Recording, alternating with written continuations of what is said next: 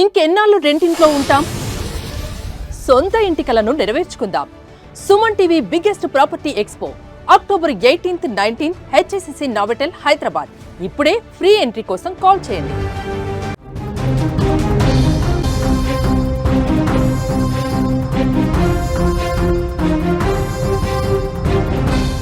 పాకిస్తాన్లో జనం ఒక్కసారిగా తిరగబడ్డారు. ఆర్మీ పోలీసులపై దాడి చేస్తూ ఉన్నారు. బ్రేకింగ్ న్యూస్ చూసే ముందు ఒక బిగ్ అప్డేట్ చూద్దాం.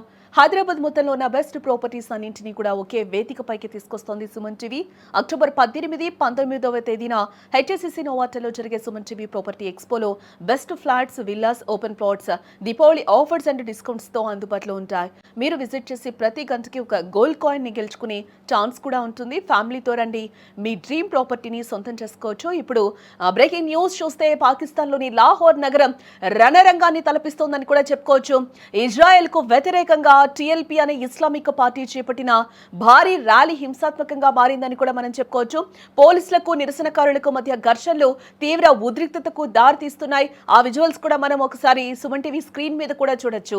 అక్కడ జనం ఏ విధంగా తిరగబడి అధికారుల మీద, పోలీసుల మీద ఏ విధంగా దాడి చేస్తున్నారో కూడా మనకి అక్కడ కనిపిస్తుంది. పాకిస్తాన్ కూడా ఇప్పుడు ప్రస్తుతం రణరంగాన్ని తలపిస్తుందని కూడా మనం చెప్పుకోవచ్చు.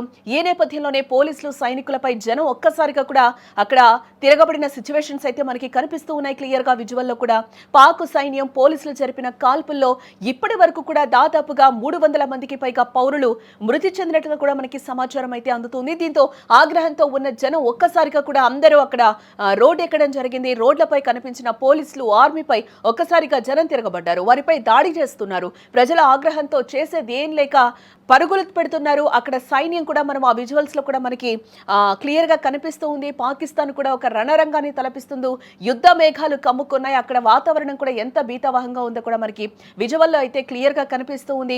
ఈ నేపథ్యంలోనే పోలీసుల మీద, అలాగే ఆర్మీ మీద కూడా ఒక్కసారిగా అక్కడ జనం తిరగబడిన సిచ్యువేషన్స్ అయితే మనకి క్లియర్ గా కనిపిస్తూ ఉన్నాయి. ఒకరికొకరు రాళ్లు రువ్వుకోవడం కూడా అక్కడ మనకి కనిపిస్తుంది. ఎక్కడికక్కడ యుద్ధ వాతావరణం అయితే కనిపిస్తూ ఉంది.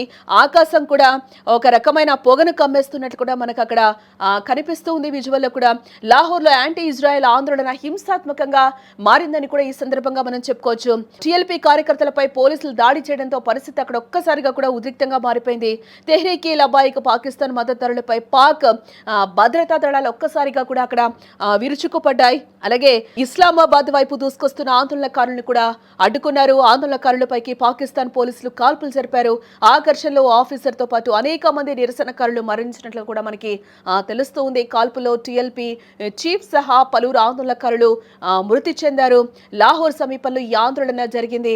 పంజాబ్ పోలీస్ చీఫ్ ఉస్మాన్ అన్వర్ మాట్లాడుతూ కూడా భద్రతా దళాలపై ఆందోళనకారులు ఫైరింగ్ జరిపినట్లుగా కూడా ఆయన చెప్తూ ఉన్నారు. దీంతో ఓ ఆఫీసర్ మృతి చెందినట్లుగా కూడా చెప్పారు. అయితే ఎంతమంది నిరసనకారులు ప్రాణాలు కోల్పోయారో కూడా పర్ఫెక్ట్ గా లెక్క అయితే చెప్పలేమని కూడా అధికారులు చెప్తూ ఉన్నారు. టిఎల్పి చీఫ్ సాద్ రిజ్వీ కూడా కాల్పుల్లో గాయపడడం లేదా మరణించినట్లు తెలుస్తూ ఉంది అని కూడా చెప్తున్నారు. అతనికి బుల్లెట్లు దిగినట్లుగా కూడా చెప్తూ ఉన్నారు. ప్రస్తుతం అతని పరిస్థితి కూడా క్రిటికల్ గా ఉందని ప్రస్తుతం అయితే ప్రచారం సాగుతూ ఉంది. ముర్దికే వద్ద జరిగిన కాల్పుల్లో ఓ స్టేషన్ హౌస్ ఆఫీసర్ కూడా చనిపోయినట్లు అధికారులు చెప్తూ ఉన్నారు. టిఎల్పి పార్టీ శుక్రవారం తమ ఆందోళనలో మొదలుపెట్టింది.